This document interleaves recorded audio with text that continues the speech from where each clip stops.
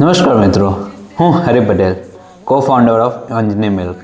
આજે આપણે એક ઇમ્પોર્ટન્ટ ટૉપિક પર ડિસ્કસ કરવા જઈ રહ્યા છીએ અને મોસ્ટલી એને આપણે ઇગ્નોર જ કરતા હોઈએ છીએ.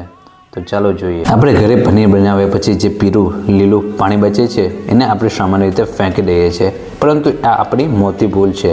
હકીકતમાં આ પનીરનું પાણી એટલે પોષક તત્વોથી ભરપૂર અમૃત છે. અંજની મિલ્કમાં અમે શુદ્ધ દૂધ સાથે કામ કરીએ છીએ અને અનુભવથી કહું છું, આ પાણીમાં પ્રોટીન, કેલ્શિયમ અને મિનરલ્સથી ભરપૂર હોય છે. જીમ કરતા લોકો માટે એક વાત સ્પષ્ટ: આ પનીરનું પાણી જીમ પ્રોટીન પાવડરનો રિપ્લેસમેન્ટ નથી, પણ ડેઇલી વર્કઆઉટ, વોકિંગ, યોગા પછી બોડી હાઇડ્રેશન અને રિકવરી માટે ખૂબ ઉપયોગી છે. કારણ કે આ પાણી હલકું છે અને તેમાં મિનરલ્સ હોય છે. એ શરીરના ફ્લુઇડ બેલેન્સને સપોર્ટ કરે છે, જે બીપીને નોર્મલ રાખવામાં મદદરૂપ થઈ શકે છે. અને ઘરગથ્થુ ઉપયોગ જોઈએ તો રોટલીનો લોટ બાંધતી વખતે સાદા પાણીની જગ્યાએ પનીરનું પાણી વાપરો. એનાથી રોટલી નરમ અને વધુ પોષણદાયક બનશે.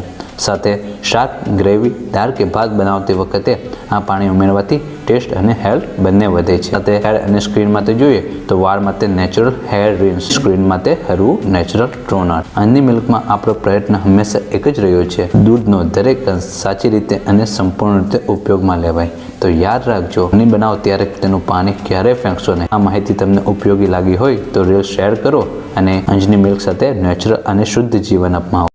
So stay healthy and fit, क्योंकि फिट रहेगा इंडिया तभी तो हित रहेगा इंडिया. जय हिंद, जय भारत.